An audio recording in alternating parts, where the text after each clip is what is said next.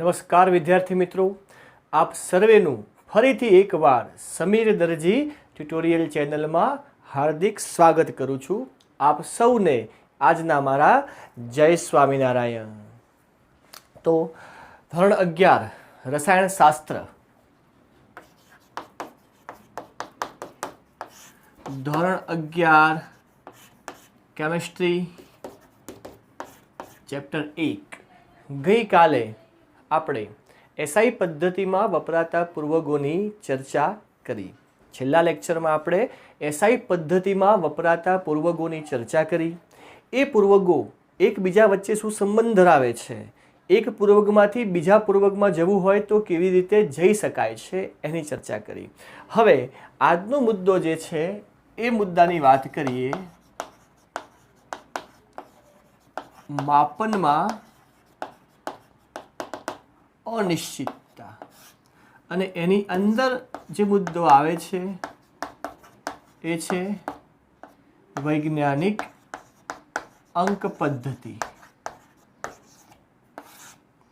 અથવા તો એને વૈજ્ઞાનિક સંકેત પણ લખાય છે, અથવા તો વૈજ્ઞાનિક અંક પદ્ધતિ અથવા વૈજ્ઞાનિક સંકેત પણ લખાય છે. માપનમાં અનિશ્ચિતતા, હવે એની વાત કરીએ તો રસાયણશાસ્ત્રની અંદર આપણે ઘણી બધી ગણતરીઓ કરતા હોઈએ છીએ, ઘણા બધા પરિણામો આપણને મળતા હોય છે. તો એ જે પરિણામો મળે છે એ પરિણામોને ઘણી વખત આપણે આપણી અનુકૂળતા પ્રમાણે, એટલે કે એ જે પરિણામોના મૂલ્યો છે એને અનુકૂળતા પ્રમાણે આપણે સ્વીકારવા પડે છે. અને એ સ્વીકારવા માટે રસાયણ વિજ્ઞાનમાં એક વૈજ્ઞાનિક સંકેત અથવા તો વૈજ્ઞાનિક અંક પદ્ધતિનો વિકાસ થયેલો છે, જે આપણે સમજવાની છે. માપનમાં અનિશ્ચિતતાનો અર્થ એવો છે કે ઘણા બધા પરિણામો મળતા હોય છે, એના જે મૂલ્યો મળે છે એને આપણે આપણી અનુકૂળતા પ્રમાણે સ્વીકારવા પડતા હોય છે. પરંતુ એ સ્વીકારવા પડતા હોય છે એના માટે ચોક્કસ પદ્ધતિ આપેલી છે. એ પદ્ધતિ છે વૈજ્ઞાનિક સંકેત કહી શકો છો, અથવા તો વૈજ્ઞાનિક અંક પદ્ધતિ કહી શકો છો. તો હવે આપણે એ વૈજ્ઞાનિક સંકેત એને આપણે સમજીએ કે આ વૈજ્ઞાનિક અંક પદ્ધતિ શું છે. તો બિલકુલ સાદી ભાષામાં તમને હું સમજાવું તો એમાં એવું છે કે રસાયણ વિજ્ઞાનની અંદર આપણે જ્યારે ગણતરીઓ કરતા હોઈએ છીએ ત્યારે મોટા ભાગે અણુ, પરમાણુ આની વાત વધારે આવતી હોય છે. ધારો કે 2 ગ્રામ આ H2 છે. હવે 2 ગ્રામ H2ની અંદર કેટલા અણુઓ રહેલા છે જો ગણવું હોય તો એ અણુઓની ગણતરી ખૂબ જ લાંબી થાય. ધારો કે આટલી છે.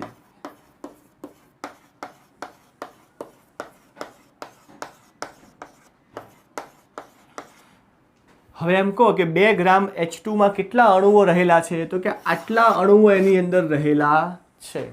અને હાઇડ્રોજનનું વજન તમને કોઈ પૂછે તો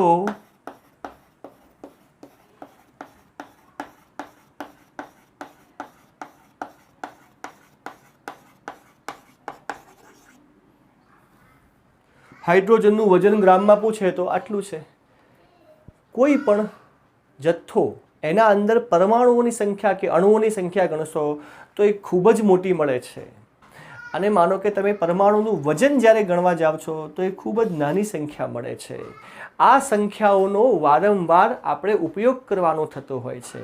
હવે ગણતરીઓની અંદર આવડી મોટી સંખ્યાઓનો વારંવાર ઉપયોગ કરવાનો થાય તો ગાણિતીય રીતે, આંકડાકીય રીતે આ વસ્તુ ખૂબ જ મુશ્કેલ બની જાય છે.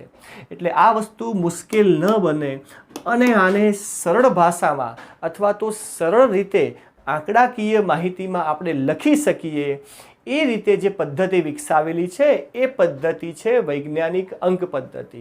તો આટલી મોટી લાંબી રકમને n × 10⁻n આ સ્વરૂપે આપણે દર્શાવી શકીએ છીએ, અને એને જ કહેવાય છે વૈજ્ઞાનિક અંક પદ્ધતિ. જ્યાં આ સ્મોલ n તરીકે પ્લસ કાં તો માઇનસ સંખ્યા આવશે, કાં તો 10⁻+ હશે એટલે અહીંયા હું લખી દઉં +or-1, કાં તો પ્લસ સંખ્યા આવી શકે 1 થી માંડીને 100 અથવા તો 1 થી માંડીને ગમે ત્યાં સુધી, કાં તો -1 થી માંડીને ગમે ત્યાં સુધી -1 સુધી આવી શકે છે. કેપિટલ N છે તો એના બરાબર 1.00 થી 9.99 સુધીની સંખ્યા આવી શકે છે. તો કોઈ પણ મોટી સંખ્યાને અથવા તો કોઈ પણ બિલકુલ નાની સંખ્યાને આપણે આ સ્વરૂપે લખીએ એને જ બોલવામાં આવે છે વૈજ્ઞાનિક અંક પદ્ધતિ. હવે આ લખવાના નિયમ શું છે અથવા એને કેવી રીતે લખી શકાય એ આપણે સમજી લઈએ. ક્લિયર વિદ્યાર્થી મિત્રો? ઓકે.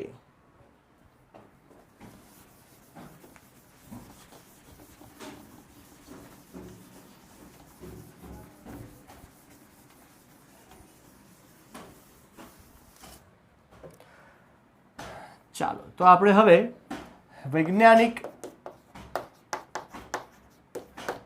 સંકેત તો ખૂબ જ મોટી સંખ્યા અને ખૂબ જ નાની સંખ્યા એને આપણે વૈજ્ઞાનિક સંકેતમાં લખવી છે. તો કેવી રીતે લખાય? ધારો કે આ એક સંખ્યા છે, એને મારે વૈજ્ઞાનિક સંકેતમાં લખવી છે. હવે જુઓ, વૈજ્ઞાનિક સંકેતમાં જ્યારે પણ તમે લખો ત્યારે એક નિયમને હંમેશા યાદ રાખવાનો કે દશાંશ ચિહ્ન એ હંમેશા પહેલા અંક પછી જ લખવામાં આવે છે. વૈજ્ઞાનિક સંકેત અથવા તો વૈજ્ઞાનિક અંક પદ્ધતિ એની અંદર દશાંશ ચિહ્ન હંમેશા સંખ્યામાં જે પહેલો અંક હોય એના પછી જ લખવામાં આવે છે.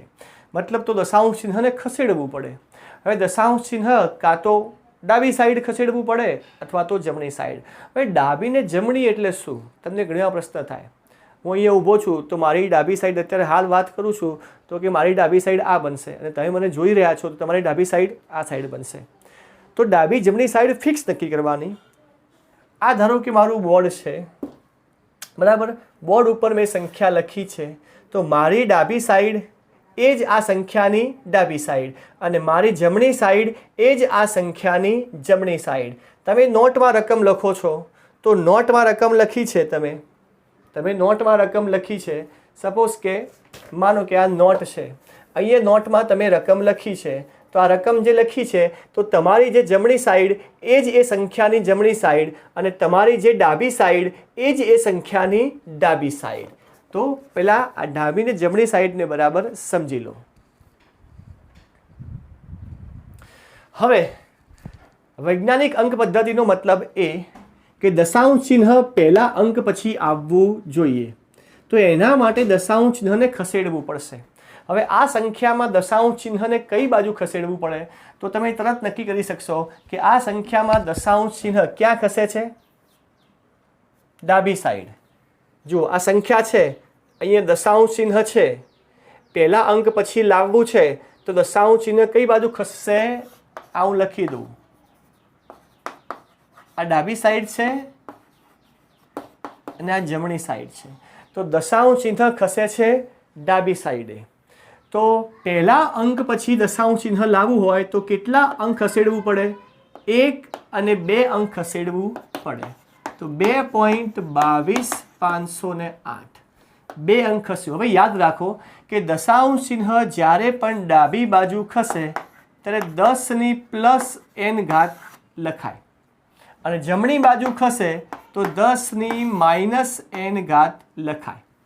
હવે 10 ની પ્લસ n ઘાત એટલે તમને એમ થશે ચલો ઘાત તો પ્લસ લખાય પણ n તરીકે શું લખવાના? તો દશાંશ ચિહ્ન કેટલા અંક ખસ્યું? 1 અને 2. કેટલા? આ 1 અને 2 અહીંયા પછી આવી ગયું તો 2 અંક ખસ્યું તો જોડે 10 ની શું આવશે? +2. પ્લસ ન લખીએ તો પણ ચાલે પણ માઇનસ લખવા પડે. પ્લસ ઘાત ઘણી વખતે આપણે પ્લસ ઘાત આવતી હોય તો એના આગળ પ્લસ ન લખીએ તો પણ ચાલે પણ જો માઇનસ આવતા હોય તો એ માઇનસ કમ્પલસરી લખવા પડે. વાતને હવે સમજાણી? દશાંશ ચિહ્ન ડાબી સાઈડ ખસે છે તો એટલું જ યાદ રાખવાનું કે દશાંશ ચિહ્ન ડાબી સાઈડ ખસે તો 10 ની ઘાતમાં વધારો થાય. ટૂંકમાં લખું કે 10 ની ઘાતમાં વધારો અને અહીંયા 10 ની ઘાતમાં ઘટાડો. જો દશાંશ ચિહ્ન જમણી સાઈડ ખસે તો 10 ની ઘાતમાં ઘટાડો થશે. તો આ એક સંખ્યાને આપણે ફેરવી. ચલો હવે બીજી એક સંખ્યા લઈ લઈએ 0.00164. હવે અહીંયા આગળ દશાંશ ચિહ્ન આ પહેલા અંક પછી લાવવું છે. હવે અહીંયા 00 અંક ના ગણાય, અંક ગણાય 164. તો એક પછી દશાંશ ચિહ્ન લાવવું છે તો જમણી બાજુએ કેટલા અંક ખસવું પડશે? 1, 2 અને 3. તો ચલો 1.64. 10 ની માઇનસ ઘાત આવે તો 10 કેટલી n આવશે? કેટલા અંક ખસ્યું? 1, 2 અને 3. તો -3. 10 ની ઘાતમાં ઘટાડો. જો માઇનસ એનો મતલબ છે 10 ની ઘાતમાં ઘટાડો અને પ્લસ ઘાત આવી એનો મતલબ છે 10 ની ઘાતમાં વધારો. તો આ બે વસ્તુમાં પહેલા તમને સમજણ પડી હશે. હજુ પણ બીજા બે ઉદાહરણ લઉં. હવે આ સંખ્યાની બાજુમાં કોઈ 10 ની ઘાત આપેલી નહોતી, આની બાજુમાં પણ કોઈ 10 ની ઘાત આપેલી નહોતી, બરાબર ને? હવે બીજા એવા ઉદાહરણ લઈએ કે કોઈ સંખ્યા આપેલી છે અને એની બાજુમાં 10 ની ઘાત પણ આપેલી છે અને એને વૈજ્ઞાનિક અંક પદ્ધતિમાં ફેરવવી છે. તો હવે એ કેવી રીતે ફેરવીશું? ક્લિયર? તો ચાલો.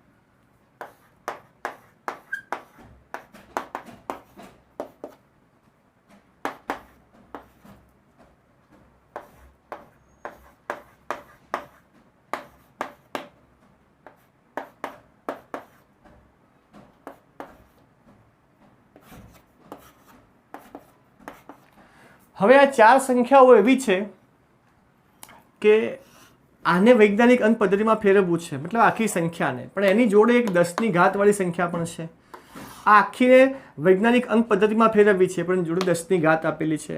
આને વૈજ્ઞાનિક અંક પદ્ધતિમાં ફેરવવી છે પણ એની જોડે 10 ની ઘાત આપેલી છે.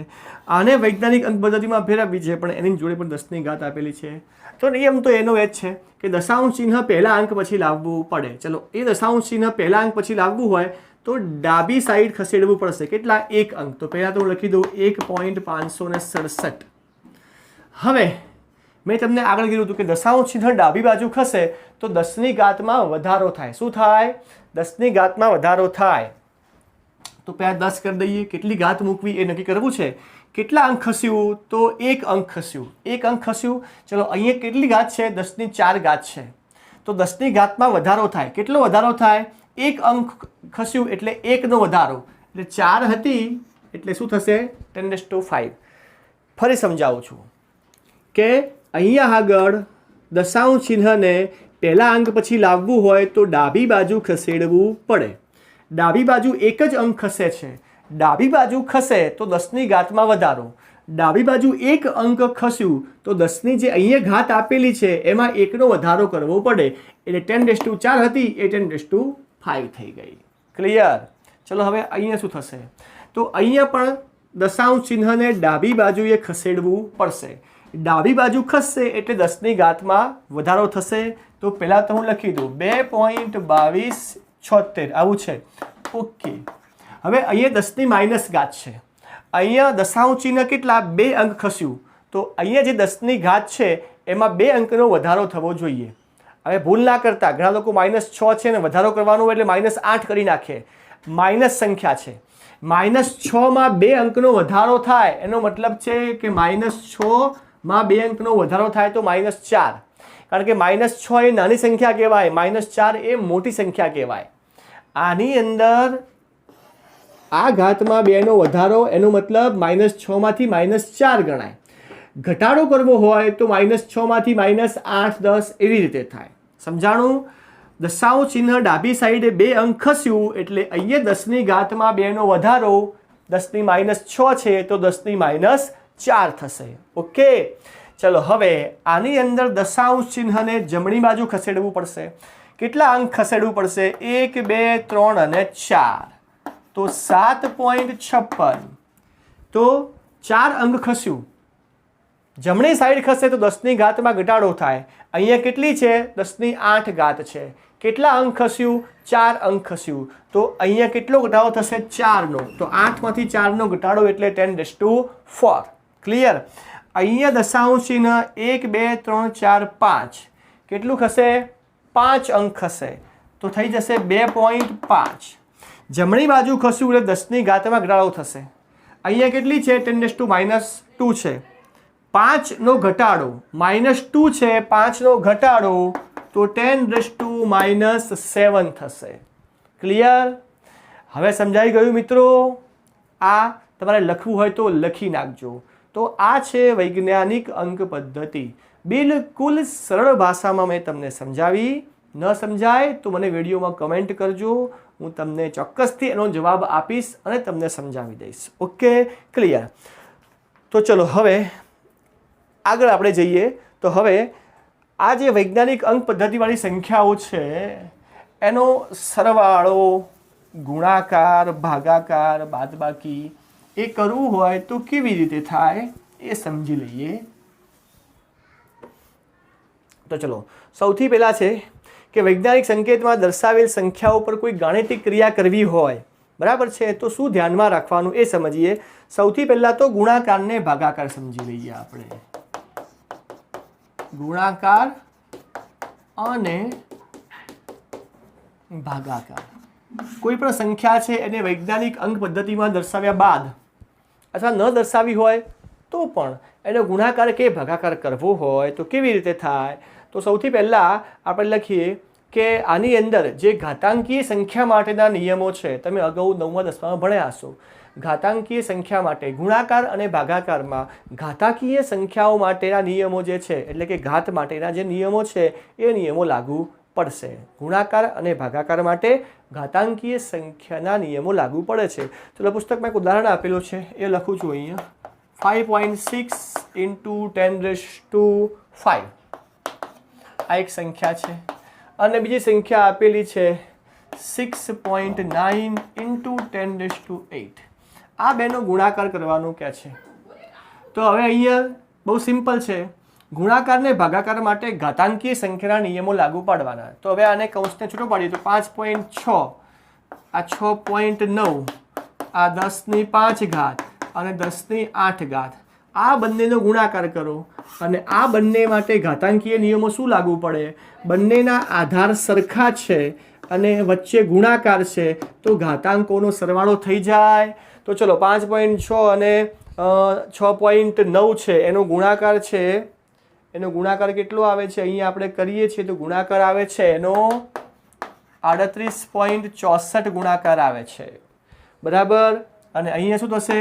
10 5 + 8 38.64 × 10⁻13 ઘાત. હજુ જે જવાબ મળ્યો છે એ વૈજ્ઞાનિક સંકેત પ્રમાણે નથી. તો આપણો શું નિયમ છે? વૈજ્ઞાનિક સંકેત પ્રમાણે દશાંશ ચિહ્ન એ પહેલા અંક પછી જ આવવું જોઈએ. તો એના માટે ડાબી સાઈડે એક અંક ખસેડવું પડશે.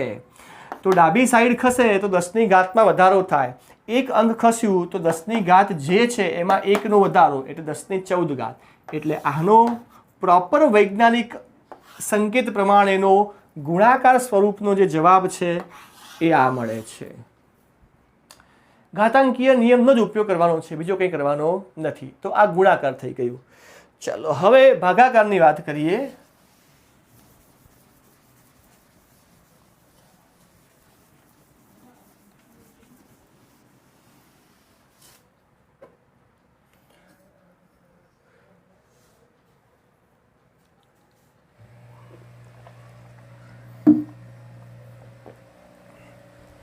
ભાગાકાર માટે સંખ્યા લખીએ આપણે.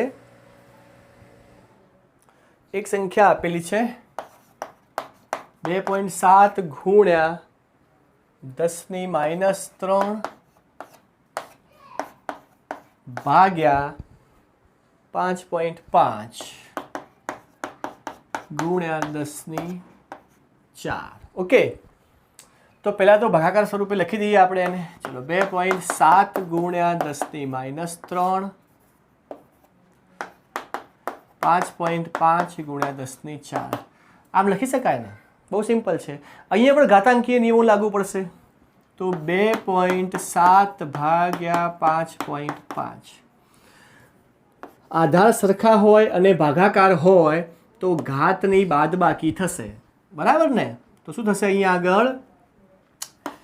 10⁻³ ઓછા 4, રાઈટ ને? 10⁻³ અને ઓછા 4. -3 માંથી આ 4 બાદ થાય એટલે -3 અને ઓછા 4. ચલો, તો ભાગાકાર જે છે એ કેટલો આવે છે? તો એનો ભાગાકાર આવે છે 0.4909 અને આ થશે 10⁻7, રાઈટ? ભાગાકાર છે, ઓકે, બરાબર છે, સંખ્યા એ જ છે. હવે આને વૈજ્ઞાનિક અંક પદ્ધતિ મુજબ લખવી છે તો દશાંશ ચિહ્નને જમણી બાજુ 1 અંક ખસેડવું પડે. જમણી બાજુ ખસે તો 10ની ઘાતમાં ઘટાડો થાય. તો શું આવશે? 4.909.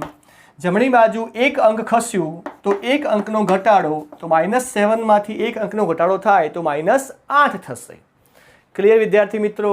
તો આ જે ભાગાકાર છે એનો વૈજ્ઞાનિક અંક પદ્ધતિ પ્રમાણેનો પ્રોપર જવાબ 4.909 × 10⁻8 થશે. Okay, clear? આ જે ઉદાહરણ લીધા છે પુસ્તકમાં આપેલા છે એ જ મેં તમને સમજાવ્યા છે. ઓકે, ચાલો હવે આપણે આગળ વધીએ.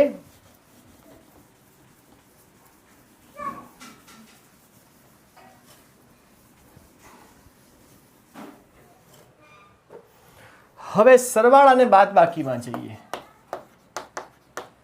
સરવાળા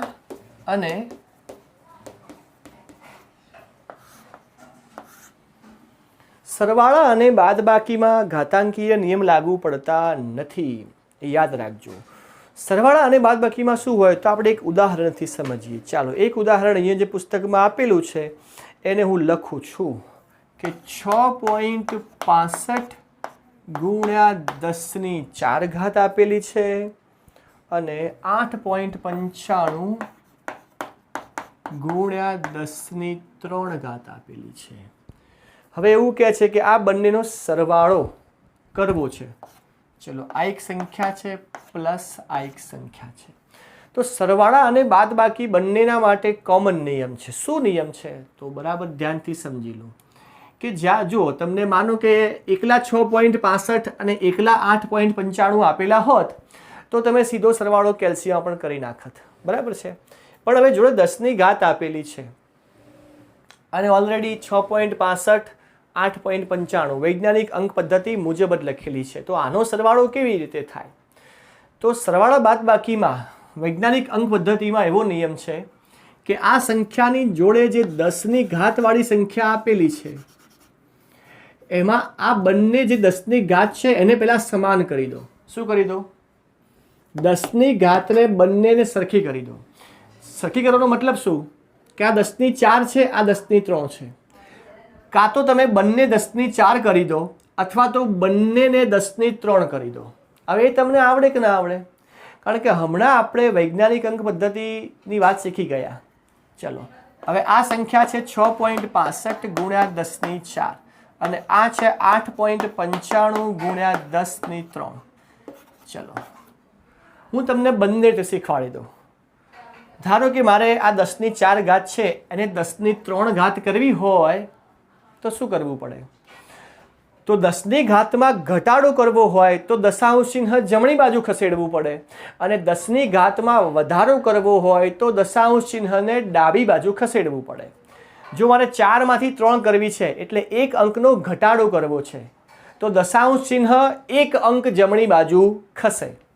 10⁴ ઘાતને 10⁻³ ઘાત કરવી છે, 1 અંકનો ઘટાડો કરવો છે, 1 અંકનો ઘટાડો કરવો છે તો દશાંશ ચિહ્ન 1 અંક જમણી બાજુએ ખસે.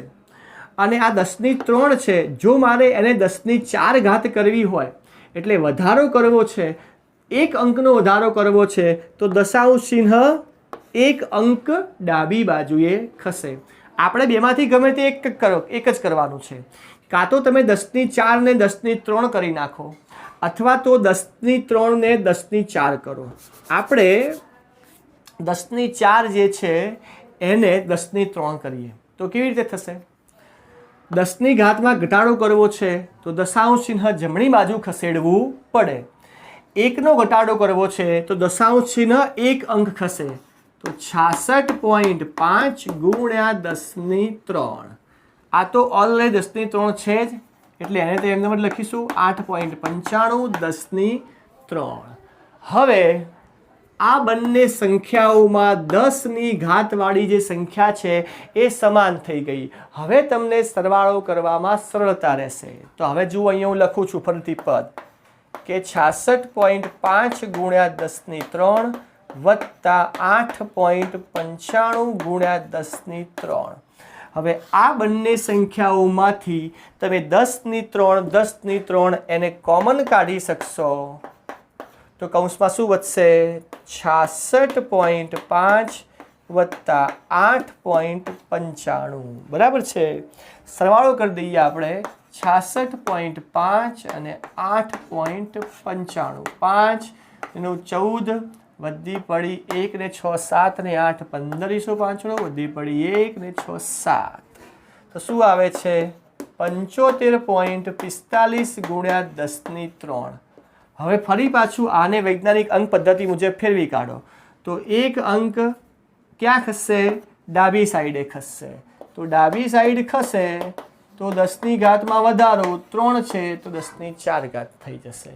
એટલે આનો જવાબ મળે છે 7.545 ગુણ્યા 10^4. સરવાળા અને બાદબાકી બંનેમાં એક જ નિયમ છે. કોઈ બે સંખ્યાઓનો સરવાળો કે બાદબાકી આપી હોય તો તમારે 10ની ઘાતને પહેલાં સરખી કરવાની. આ 4ને કાં તો 3 કરી નાખો, કાં તો આ 3ને 4 કરી નાખો, પછી એનો સરવાળો કે બાદબાકી કરો. સંખ્યા 10ની ઘાત કોમન થઈ જશે, સરખી થશે, તો એને બંનેમાંથી કોમન કાઢી શકાય. પછી તો જે બાકીની બે સંખ્યાઓ છે, જો સરવાળો હોય તો એમનો સરવાળો થશે, જો બાદબાકી હોય તો એની બાદબાકી થશે. એ થયા પછી 10ની ઘાત વડે ગુણવાનું અને પછી ફરી પાછું એને વૈજ્ઞાનિક અંક પદ્ધતિ મુજબ ફેરવી દેવાની. તો આ થઈ ગયો સરવાળા અને બાદબાકી માટેનો નિયમ. ક્લિયર વિદ્યાર્થી મિત્રો? તો આટલી વિગત આજે તમે બરાબર ભણજો. નેક્સ્ટ લેક્ચરમાં ચેપ્ટર 1ના નેક્સ્ટ લેક્ચરમાં આપણે ભણીશું અર્થસૂચક અંકો, અર્થસૂચક અંક નક્કી કરવા માટેના નિયમો અને અર્થસૂચક અંકો એના સન્નિકટનના નિયમો. આટલી વસ્તુ આપણે ચેપ્ટર 1ના નેક્સ્ટ લેક્ચરમાં ભણીશું. તો આજના આપ સૌને મારા જય સ્વામિનારાયણ.